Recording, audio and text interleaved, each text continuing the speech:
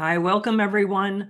My name is Rebekkah Smith Aldrich. I'm the co-founder and board president of the Sustainable Libraries Initiative, and I'm joined here with my other co-founder, Matthew Bollerman. Matthew, you want to wave to everyone so they can see you? Howdy. Matt and I are here today to give you an introduction to the Sustainable Libraries Initiative membership, which is now a new member benefit that you have thanks to our new partner arrangement with a couple of new organizations. Now, sometimes we're doing these just for one, but today we're doing it for three different associations.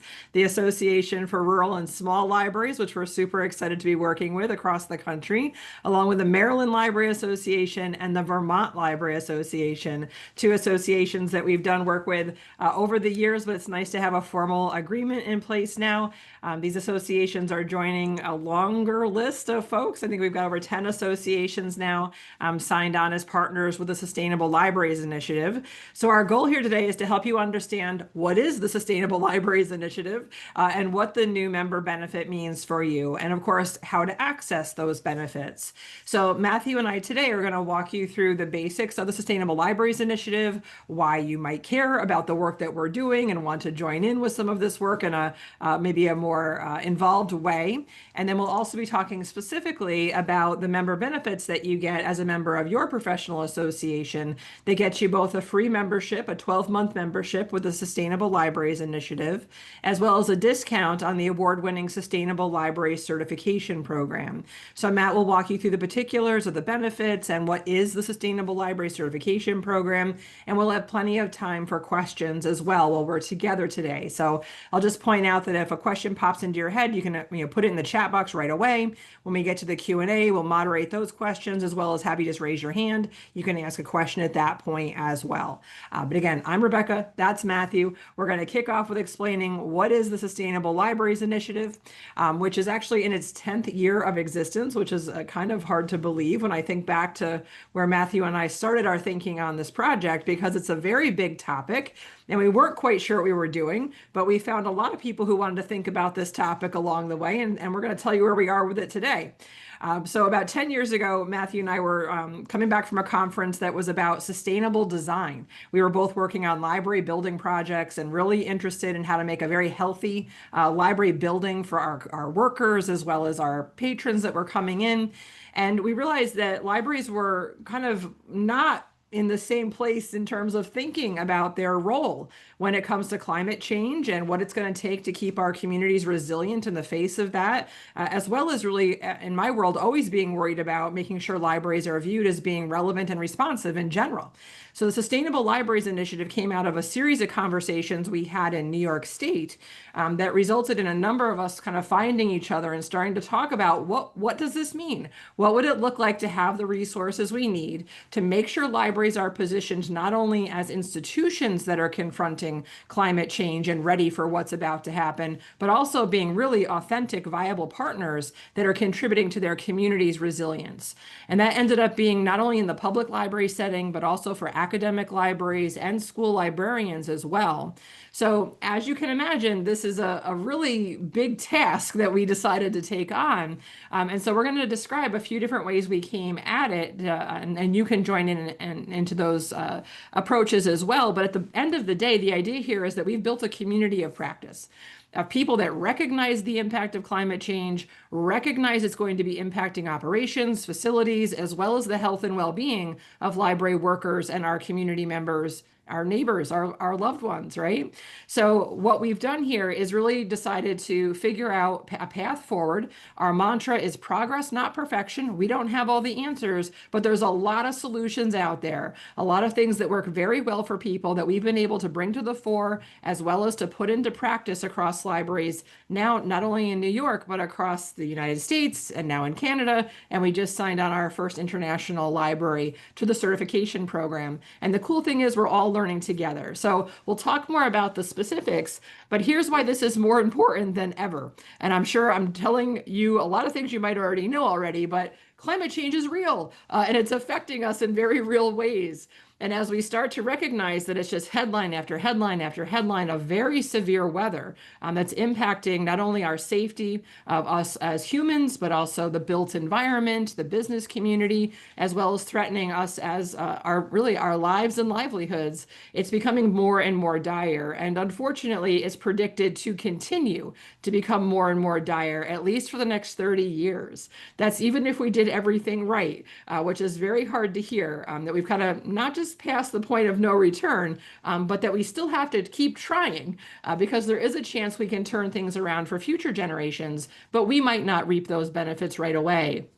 Which means at the very same time, we have to figure out how to adapt in the face of the increasing threats from climate change. So you're looking here at a picture from NOAA describing things we read about all the time. Some of you personally may have been impacted by hurricanes, wildfires, flooding, interruptions in food distribution, rising sea levels, rising sea surges during hurricanes, all sorts of really damaging things that are happening in the natural world due to our lack of attention to climate change over the past several decades.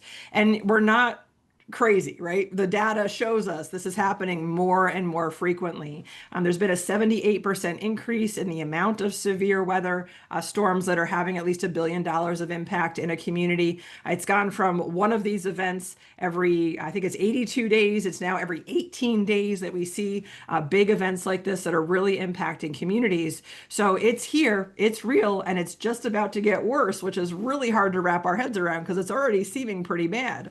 Now, layer on top of that, that it's not just about the weather, it's also about how humans are interacting with each other right now and their ability to work together to confront these realities and these challenges that we have. And this is a report that I know I'm not helping your state of mind here this afternoon, but I promise we're going to pick it up here and bring it back to a happy place. But there's some very real challenges that we are all contending with right now. This is a little summary of a report that comes out every year from the World Economic Forum, noting the risks to human health and well-being, as well as the economy. Now, for the past 10 years, climate change has been number one on both the 2-year horizon and the 10-year horizon, but we now see misinformation and disinformation supercharged by artificial intelligence unseating extreme weather in the 2-year horizon, which okay, that's different, but just another thing in our wheelhouse that we're trying to contend with right now. And that's in the context of declining optimism and people feeling like they're in a tribal society with people who can't get along with each other. And really that sense of fragmentation is not conducive to the work that really needs to take place right now. And so in 2022, the American Library Association, in partnership with the Sustainable Libraries Initiative, issued a call to action in our profession, noting what a massive threat to human health and well-being climate change is, and that we can no longer just kick the can down the road when it comes to disaster planning, community resilience planning, continuity of business planning. Like, it's happening now. We need more attention on this now. So with all these competing priorities that we're faced with, it's like, oh man, another thing we've got to do. Part of our work has been trying to figure out how do you make this just part of what you do anyway, not necessarily a bunch of new stuff, but really just the way you think about the things you do on a regular basis. And so part of that came to life in 2019 when the American Library Association named sustainability as a core value of our profession. And you're going to notice a lot of similarities in the language used by the American Library Association in the language that's been used by the Sustainable Libraries Initiative for the past 10 years, because we worked in partnership to make this happen. This idea of it being a core value of our profession means it's a lens through which we do just about everything in our profession, from how we plan, from who we partner with, how we build collections, how we run our facilities, how we treat our people, what our goals are that we're setting long term. And this is such an enormous activity that we really have to embrace this idea that every job is a climate job, regardless of what your title is. Whether you're the library director or a library clerk or a library trustee or a school librarian, we all have to embrace this as part of our work moving forward in order to have the level of change that's going to be necessary to not only protect our institutions, but to help our communities thrive in the face of what's predicted to come. So when I say a climate job and we're doing work in the climate space, what does that really mean? So as we take a look at this phrase climate action, which is what's being called upon in this moment, we define that as having 3 components. So when you take a look at some of the more traditional things that you might associate with climate change mitigation, that's a word we don't often use in library world, but mitigation is the idea of that old school reducing greenhouse gas emissions to slow down the impact of climate change, particularly for future generations at this point, and at the same time adapting in the face of what's already happening. So understanding what is predicted to happen in our geography, what does that mean in terms of working with each other, how do we make sure we protect the assets of the library as well as contribute to resilience in our communities. And then all of this must be done with an eye towards climate justice, which, depending on the part of the country you live in right now, using the word justice might not be that popular. But at the end of the day, what we're really talking about is people having more empathy, respect, and understanding for each other so they can work together and understand that not everyone will be impacted in the same manner when it comes to how climate change will affect your town. And now the combination of these three things is the umbrella on which we call climate action. And you may have already seen the new climate action strategy, which was developed in partnership with the American Library Association and the Sustainable Libraries Initiative. This is the whole strategy is those three things. So what you're seeing on the left is the one-page strategy. On the right, you're seeing the implementation guide, which we'll make sure you have the link to before you leave here today. But the idea is if we could all pull in the same direction on the right things, that's the smart place to spend our time and energy. And so when we look at those three components of climate action, bringing down greenhouse gas emissions, adapting and really contributing to community resilience, and making sure we're harnessing the transformative power of libraries for this very specific purpose with a very good outcome for humans. That's the ultimate goal of this strategy.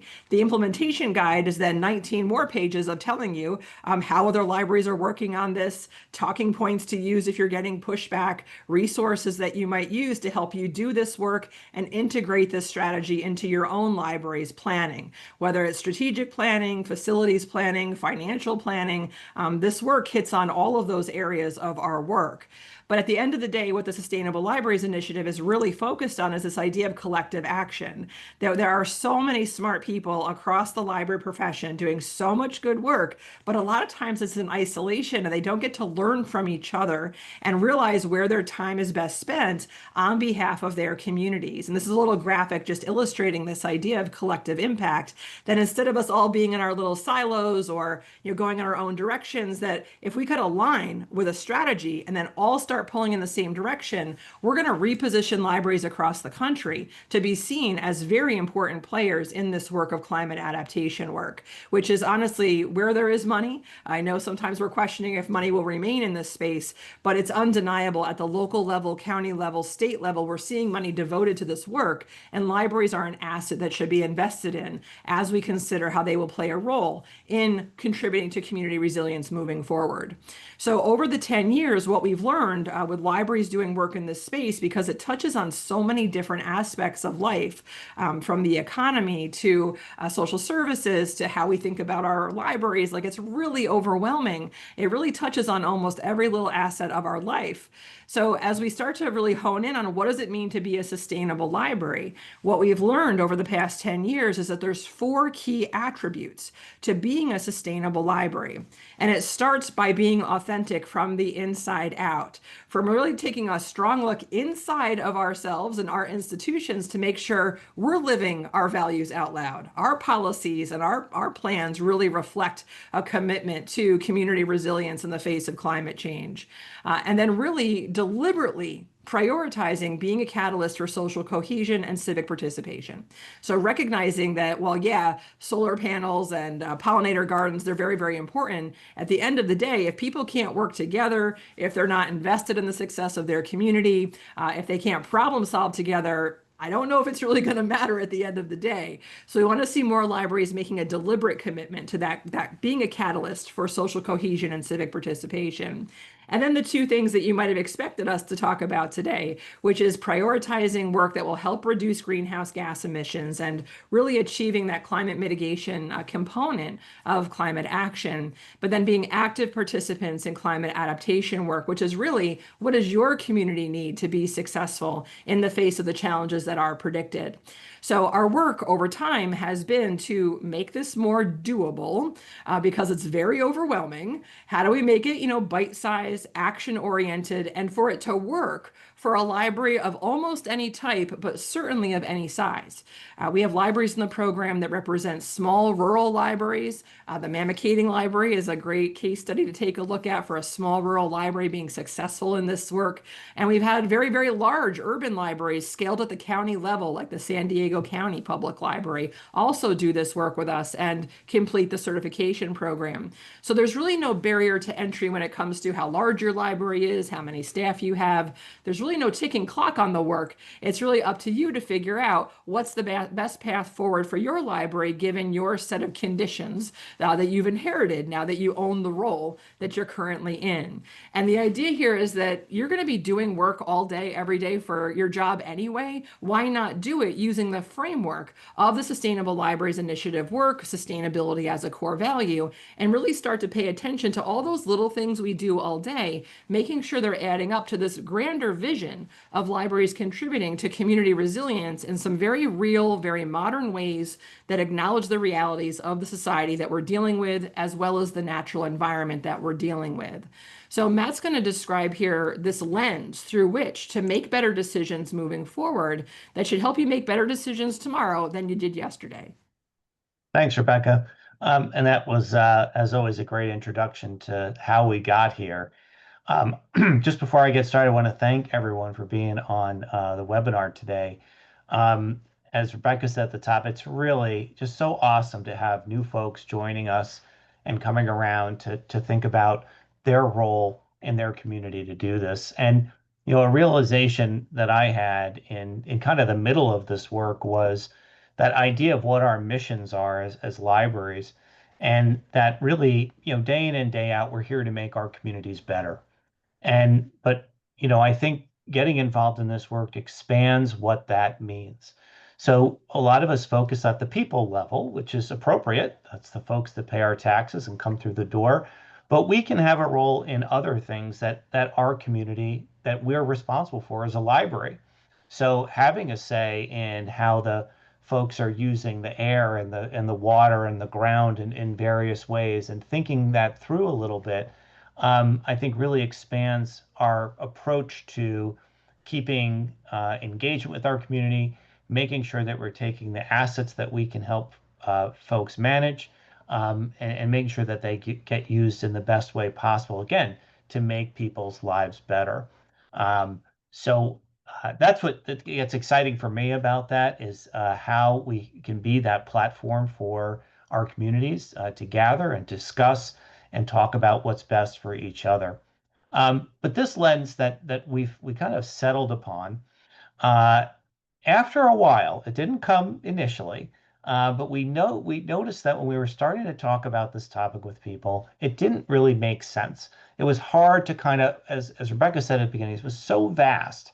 It was hard to folks to find themselves in a more practical day-to-day way to think through how those choices that we make operationally, strategically over time, how do you think about the earth in that thing? How do you think about resources? How do you think about people? And we came across an economic model that was developed in order to help businesses do that. If you think about the bottom line, right, that's how people talk about, right, that the business is either, making money or not making money. The only thing that matters is the bottom line. Someone came up with a triple bottom line where they added two other categories to the idea of financials by also considering the environment. So, is that decision environmentally sound, and the people it takes to make a decision? And that was whether it's socially equitable in addition to economically feasible. And this idea can be used when you're thinking strategically or when you're making sometimes even the smallest decision. And you're probably saying to yourself, Matt, it takes me way too much time already to buy supplies from Office Max or get my things that I need for this upcoming children's program or whatever I'm involved with. And I get it. But the fact is when you start to think through these choices, you probably have to think more maybe at a policy level, or have your group think about, how do we do our purchasing? How do decisions get made? And I know Rebekkah could give an example at her place where they made a real effort to buy locally. They wanted to support local businesses, and her board gave her permission to sometimes spend a few more bucks if there was a local option available, right? So it's a small gesture, but it was a discussion that was made, because now there's an alignment with what our ultimate goal is, and we set some parameters to allow us to try to explore that when it was available to us. So this can be used when you're thinking about what's going on in your community. So if I lived in a community and maybe things are going well environmentally and economically, but we could have a social issue that we need to be focused on. And let's say that's like teen pregnancy, or there's some kind of, maybe there's some kind of substance abuse problem. Well, what can the library do to kind of align these three things to make my community more sustainable? What can I offer into the mix that would help to solve some of those issues? And it could certainly be an economic issue or an environmental issue. It's just these three things need to be in balance in order for us to be considered that we're sustainable, which is basically holding the line, right? That we're kind of staying at an even place. Um, and that's what this allows us to do. Matt, if I could just jump in, the Yeah. idea of our work is to help you just practice making decisions using this lens. So as Matt said, it could be large or small. Maybe you're faced with designing next year's summer reading program and you're considering what to give away as an incentive. Thinking about not just how much does that item cost, but what natural resources did it take to make it? Where does it go at the end of its useful life? Who are the people involved in the supply chain that made that item? And all of a sudden, you'll realize sometimes the things you're spending your money on don't actually reflect the values of the library. So, really understanding where you're investing the hard earned money your library has and what those choices you're making says about your organization. Now, you can really go down a rabbit hole and feel very challenged by this. I know I myself have been paralyzed in front of the toothpaste display in the grocery store trying to make all these right decisions and not feel like a bad person at the end of the day. That's not what we want for your experience. We don't want you to be harshly judging yourself. We just want you to be more mindful, right? As you make decisions, to understand sometimes when you spend money over here, it's supporting either a vendor or a company that's not respecting the things we care most about, which is people and the environment that we all share in. So practicing using this lens to make better decisions over time is the whole concept of the community of practice and the resources we're about to share with you, as well as the certification program. Yeah, and I had an opportunity when we were outfitting a new building here, was to add dishwashers, right? So I had this chance to make some choices where if we added a few dishwashers, we could not deal with kind of one-use plastic, one-use paper plates. We were able to do some catering here at the library for our different events and things in a way that made a lot more sense for us in the long haul, right? So sometimes you get a chance to make a decision or a series of decisions that can help with that too. Oh. So as you mentioned a few times, Rebekkah, one of the great things that we've had, if we brought like-minded people together, people are circling up on this topic. They're trying to understand from each other.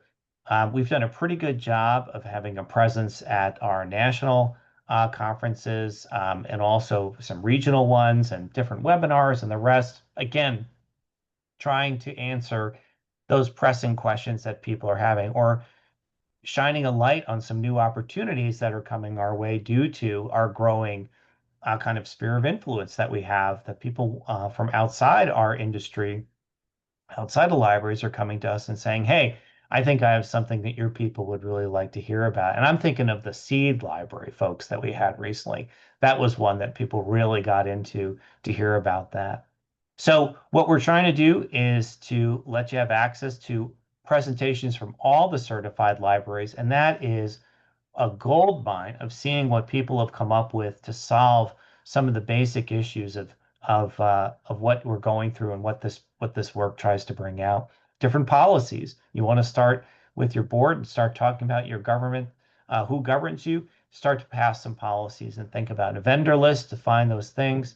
Great monthly meetups, and we have a newsletter that you can sign up for to see the latest and the greatest via your e-news.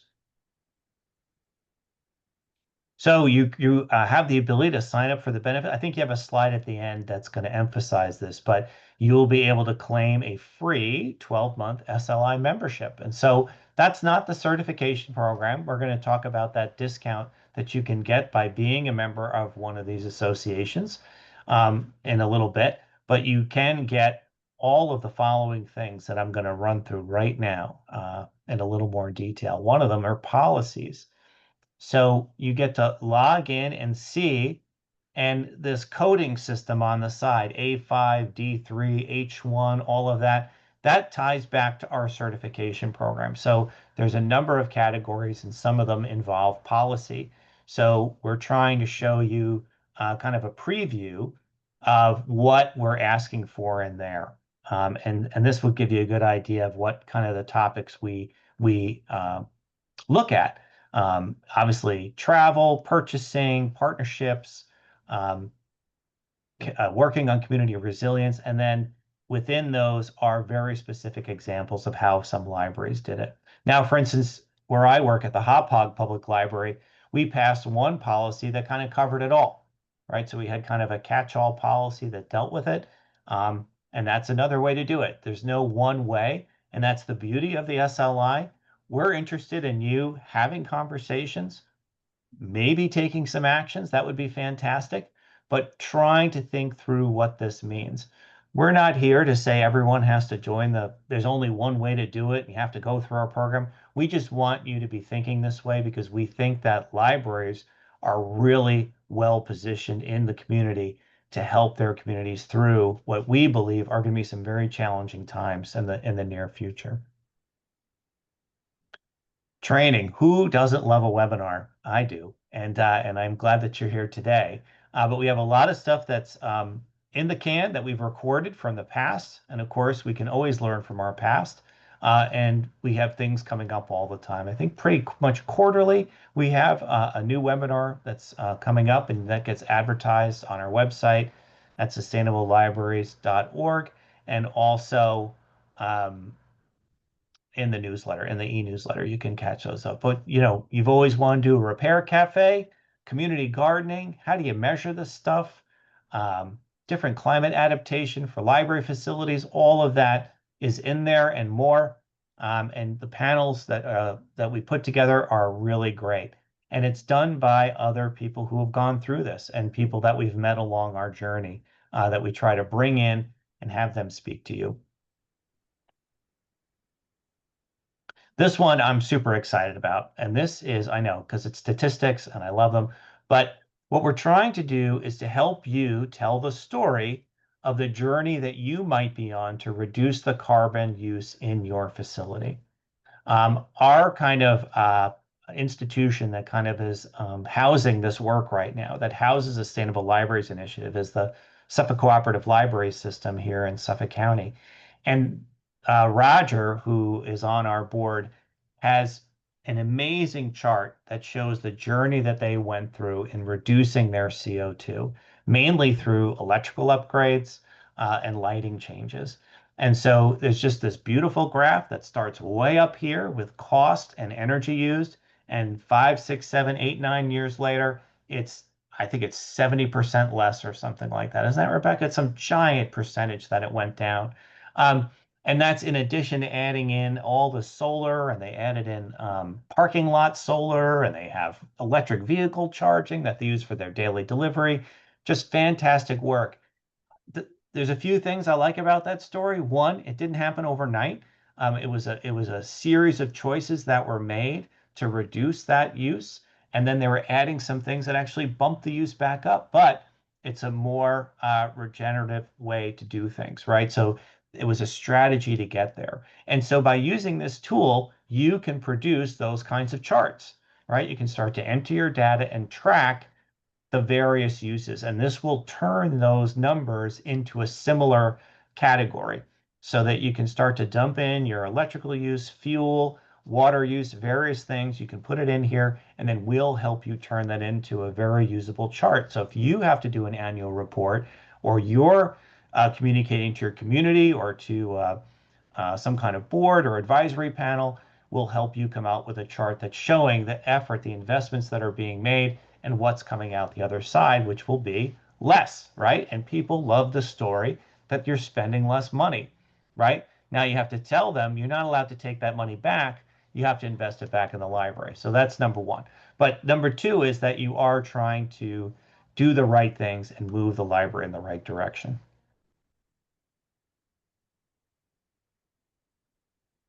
Who doesn't want program ideas? So if you are like me and you're not very creative, you like to take things from other people and make them your own so you seem like a genius. And so we offer a lot of opportunities for you to come in and see what has worked in other places or great ideas that someone had. And of course, you make it your own, right? You can make these happen and work for your community. So this is an ever-growing place on our website, and it also allows, we're always seeking input as well. So if you've had a great idea that you don't see represented here, please submit it to us. Let others gain from your experience and let us grow again, that community of practice. We love to share with each other and to see what works for you and what maybe could work for somebody else. As we mentioned before, we have a vendor list. In order to be listed as a vendor, you have to come as from a recommendation from one of the members of the Sustainable Libraries Initiative. So we just don't add people just willy-nilly. We want someone to vouch for their experience with that person or that group. And then that way, at least someone can say, hey, I did work with this person and they were good for these following reasons. It's coming based on recommendations, not just on their own ability to fill out a form. So it's a good place to start sometimes when you're really scratching your head or you don't have that local advice or you're not quite sure if that solution exists. We have found that many of our vendors are very willing to have this conversation, are willing to sometimes go the extra mile to develop products that meet the specifications that we're looking for, because they want to do business, right? That's their job. And they want to have those products and services available that the library community needs. And so I found a very good reception from many of these folks. And I think it's a great resource for folks on a place to start. Look at this climate action plan template. It's already done for you. You just have to fill in the blanks. So this beautiful Word document can be downloaded and gives you a place to start, just to start typing in things most likely that you're already doing, or it just starts to give you a plan on where to begin. And this really lines up with the National Climate Action Strategy.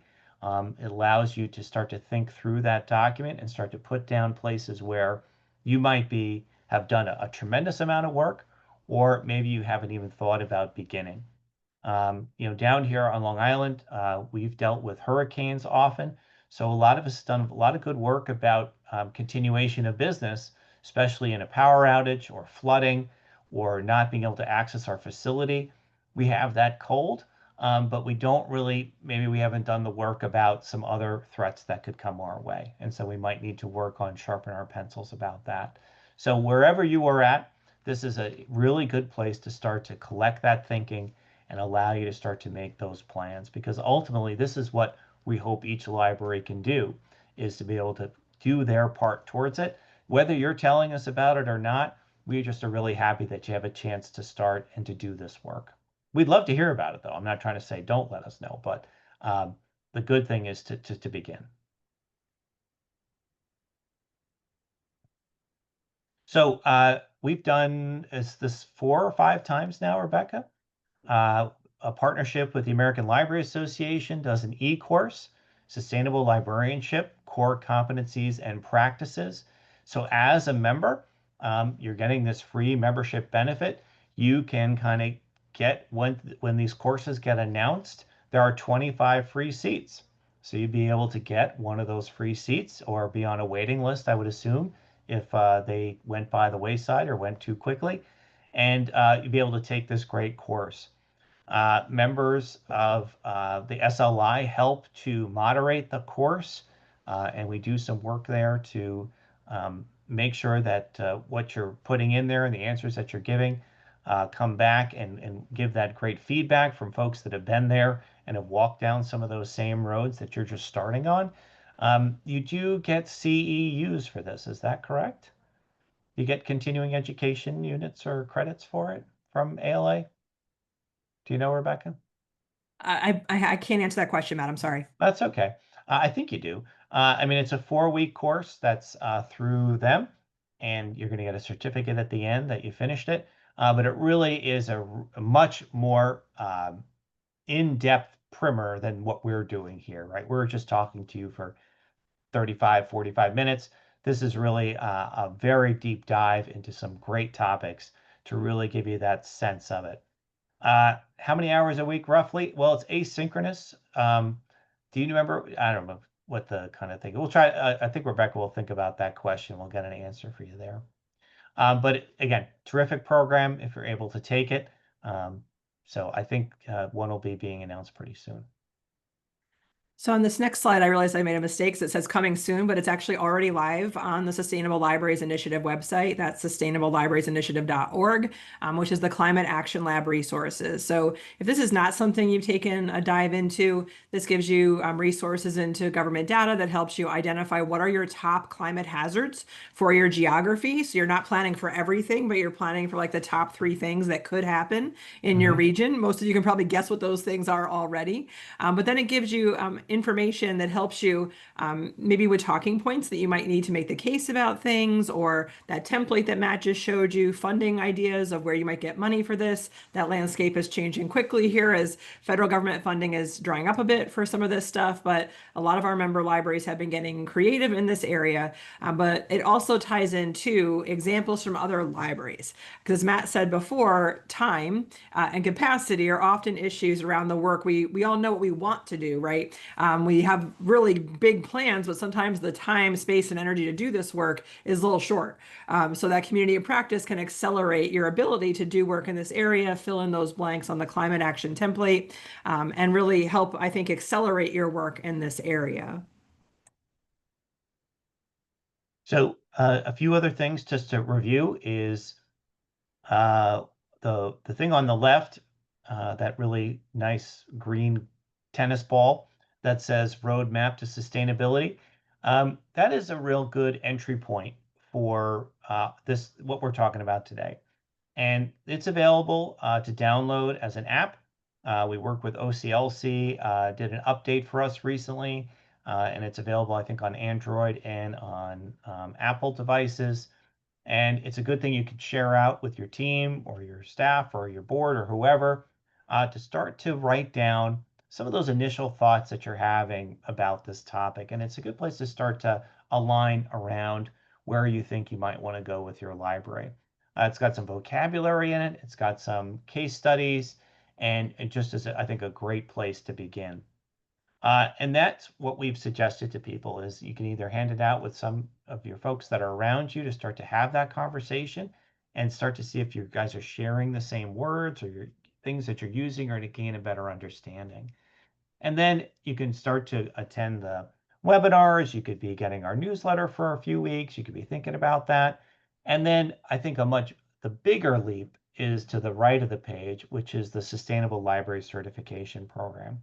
And what that allows is an opportunity for public, academic, and school librarians to think through the operations, their buildings that they manage, the policies that they have, and their impact for themselves. As Rebekkah said, that idea of a sustainable library is one that's living their own values out loud.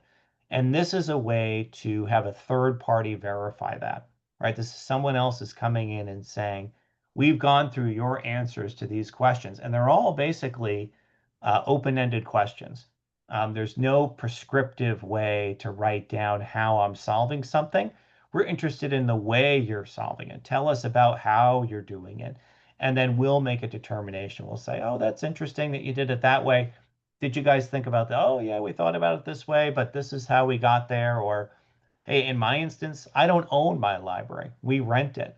So there were a lot of things that were out of my control that I couldn't change about where I am. So I told when I did my certification that, hey, I advocated to my landlord about making those changes, but we weren't able to get that across the finish line. Well, that's the best I could do. I can advocate. I couldn't change it. So that was acceptable in my case. But with the partnership that you have with however you got here, Vermont, Maryland, or the Association of Rural and Small Libraries, you get 20% off the cost of doing this program. So it's a great way to get in. And the other beauty of part is there's no deadline. There's no you have to do it by X date. You pay the fee, which is mostly to help us manage this program with the professionals that we have who help do the day-to-day work for us. Um, Rebekkah and I are both volunteers, as is the rest of the board. None of us get a fee for anything that gets signed up here. It's solely to cover the overhead that our sponsor agency puts out to run this. Um, is that you have it's unlimited to finish. Takes you 12 months to 18 months, which is typical for the certification program. That's great. If it takes you 6 years, that's fine too.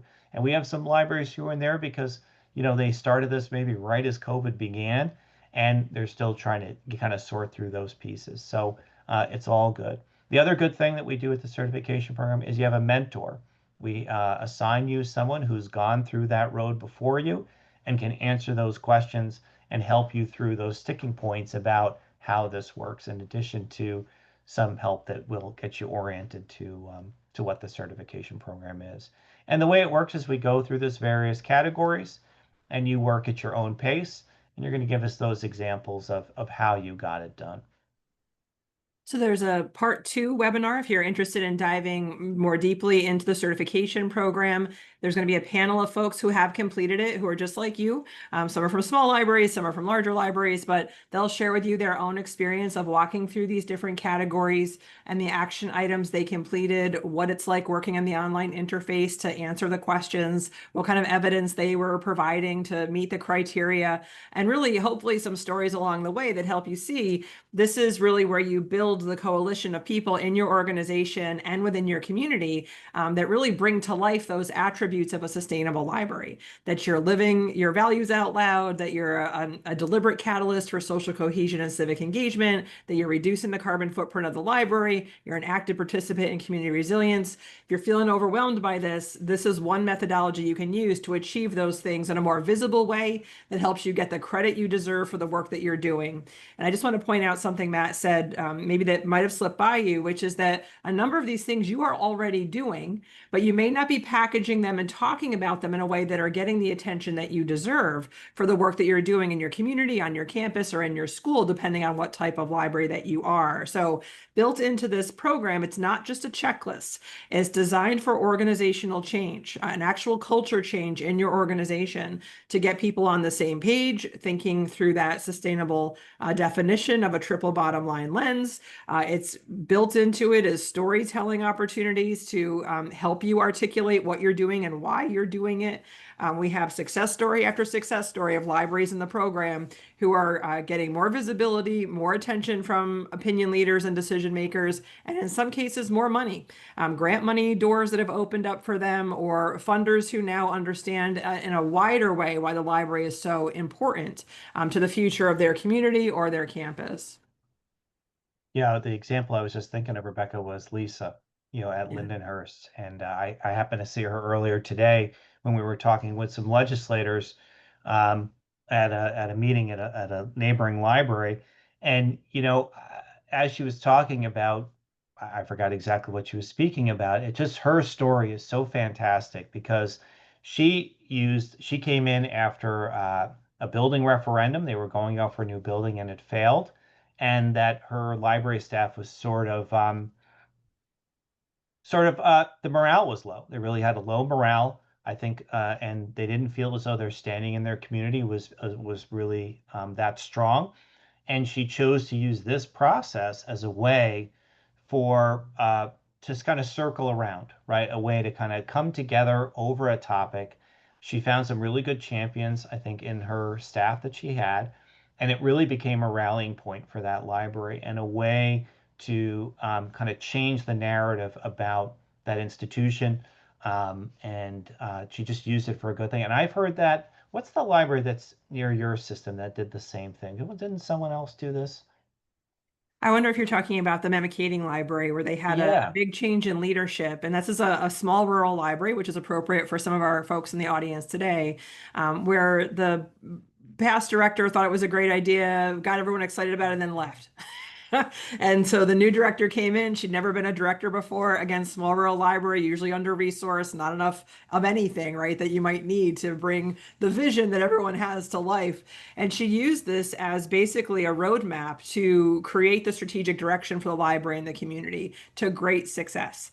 So if you were on the recent train webinar that RSL did, you heard from Cheryl Jones, the director of the Mamicating Library, who tells this story of how she repositioned the library, kind of came into her own as a new director, and really now is the convener of a really critical meeting that happens every year between the library leadership, the fire chief, the police chief, the school superintendent, and the mayor. They meet every year at the library and talk about the work they're doing on community adaptation. And now the library is respected, seen as a leader, really completely changed the trajectory of the narrative of that library, which is pretty exciting. So, as I said, this is not a checklist. It is designed to change the culture of your library, to reposition your library in the community, and elevate the respect that you get in the community.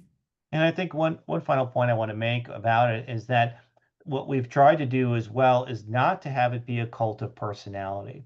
It's not Rebekkah's, joining the certification program. We really try to design it that it becomes the institution's approach to sustainability. It takes individuals to get it done and maybe to champion it, but really we're trying to set it into the policy so that when that person moves on for whatever reason they do, that a lot of those choices stay beyond and stay past their tenure and are there to make that library and keep that library on track.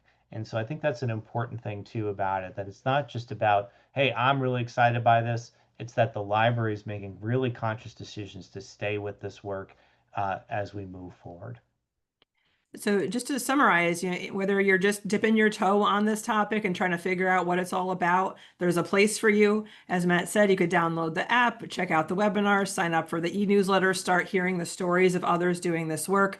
I know we've got some devotees of the topic online with us here today. I've been seeing some nodding heads as we've been talking. You want to go deeper, there's a ways to go deeper. Start your benchmarking with the CO2 calculator, take a deeper dive and actually getting a plan in writing, or go all in and try out the certification program. So if you want to learn more about that certification program, Alex is going to put the link for registration to that second webinar in the chat so you can sign up for that. We encourage you to hear the stories of people who have actually gone through it. Matt and I are two of those people who have actually gone through it. But people say that we created it, so we had all the answers to the test. But let me tell you, that was not the case. It was No, it hard work. wasn't. It was really hard work. But it totally, I'll just say, it totally changed my organization. We were suffering from low morale. We had just gone through some layoffs. We had funding cuts. I was coming in as a new executive director, and it really brought our team together. It brought our board and our staff together with a common goal. There were just dozens and dozens of small wins that made the group realize they could do good things by working together. And ultimately, I mean, I could go on and on, obviously, but it brought new grant money to us. It's brought us new attention from our legislators. Really, it has, I think, raised our profile in the Hudson Valley here in New York to a very good effect. So it did have the desired effect when Matt and I and the group came up with this idea if you work the program, it actually works.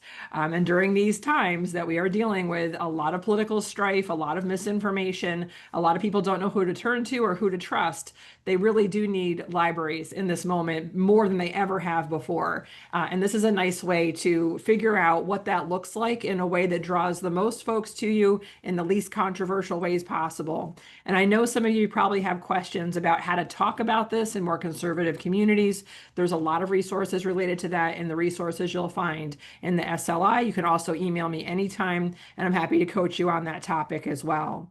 We're going to open up for questions here, but I just wanted to point out this is, you can just use the QR code if you want to get right to the page. But here's how you actually sign up for your free 12-month membership, or if you wanted to learn more about any of the resources that Matt just outlined for you.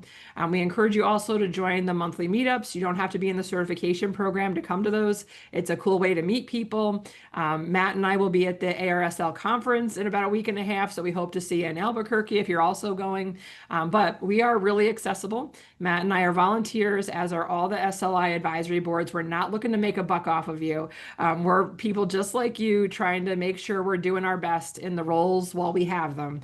So if you've got questions, you can always reach out to us, and we're happy to take a few of those questions today if you've got something right off the top of your head. So I'll ask Alex if any questions came through the chat, and then we can do raise your hand, and we'll just have you unmute and ask your questions.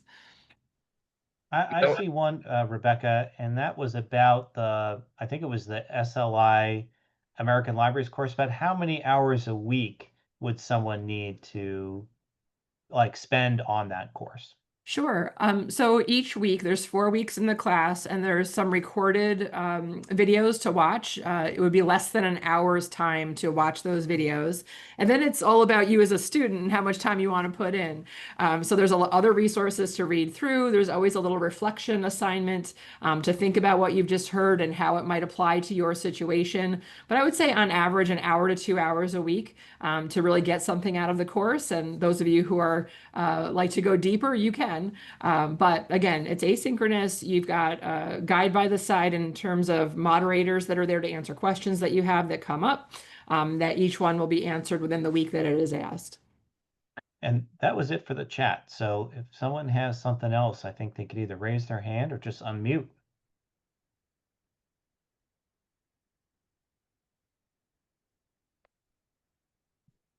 While that the bravery builds in each of us to raise our hands or to unmute, I just want to thank everyone for being here today.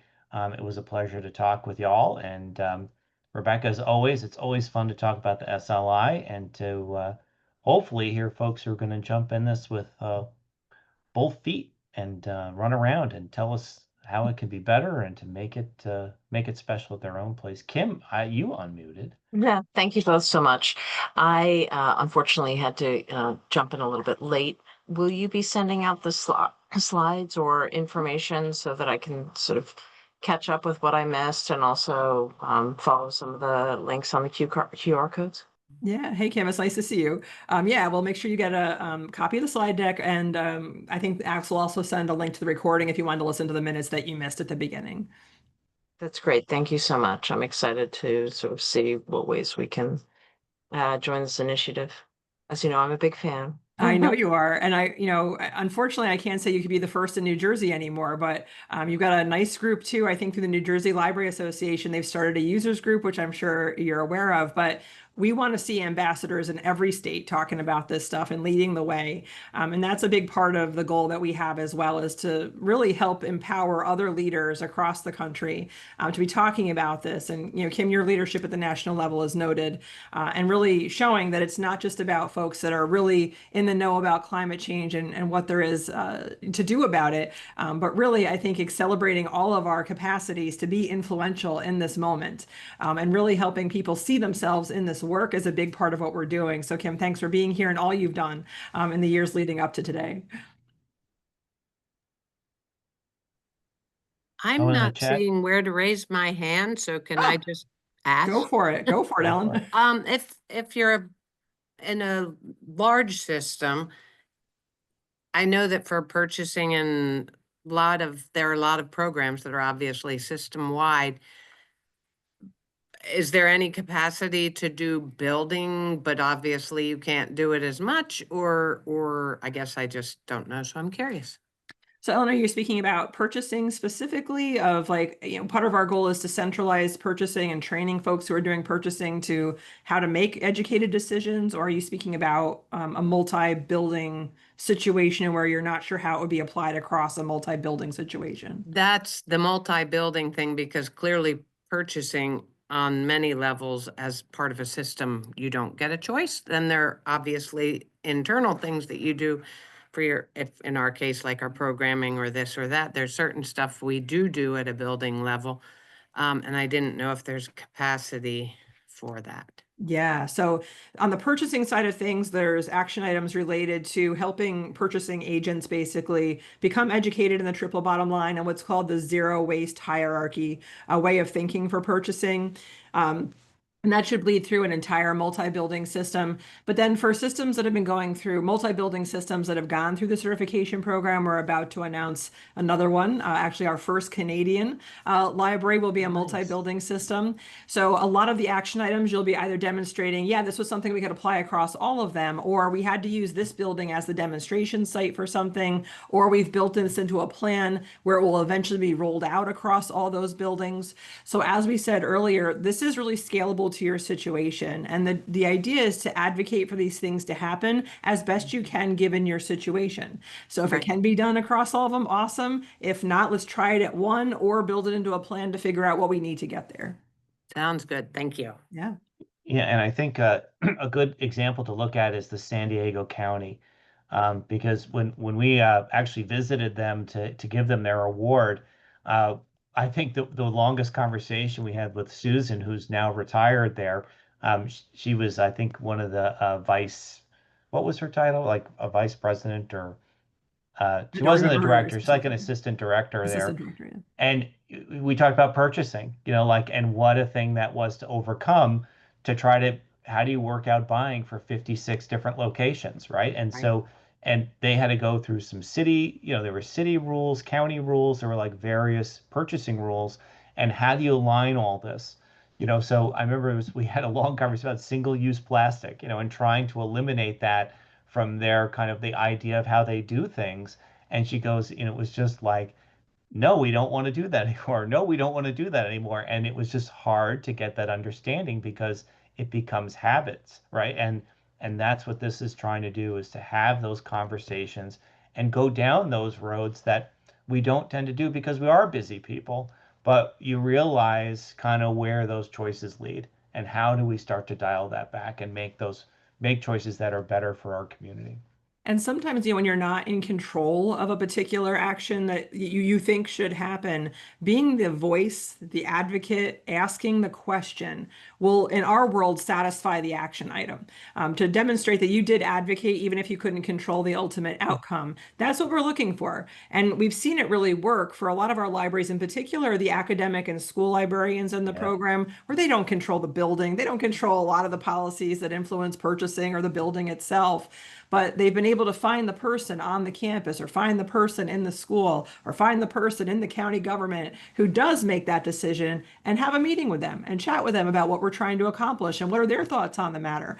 And for particularly some of our academic libraries in the program, it's resulted in really cool things where they now have a seat at the table at the provost's sustainability committee, or the library has now become the demonstration site to try some things out. So just the act of being an advocate is satisfying, I think, for our purposes. So like Matt said, some of the action items might not even apply to your situation or might look different from your library compared to the one next to you. The goal is just to be more mindful in those areas of work. Very good. So, Thank you. oh, sorry, Alan. I got a comment and then there's a question, Rebecca, from the chat. The first one is, Anne says, I did the Sustainable Librarianship course last year and she wants her money back. No, that's not what it says. It says, and the certificate estimates 24 learning hours. So it took 24 hours to do it. The question Must have done all the homework. yeah, was from Lara. And she says, are there case studies of libraries who have reduced, it was a great course, thanks, Ann, have reduced waste in their cataloging or processing of materials? I feel like we generate so much trash. And honestly, that's one of the harder questions that we get on a routine basis, are like the Mylar wrappers on our books and the plastic library cards that we keep issuing. So there's conversations on the listservs about those things. I can't say there's been a total case study written up about that. It's a great idea, or maybe a good research project for someone to undertake. So I couldn't point you to a specific resource, but there's lots of folks that are trying. And I think you can connect with others who are in cataloging or processing departments who are thinking about the same stuff. And there's a lot of vendors, I think, on the vendor list who might answer some of the questions you're trying to address specifically. So no one clean answer for you, Laura, but I think a lot of folks that are thinking and sharing what's working for them through the community of practice.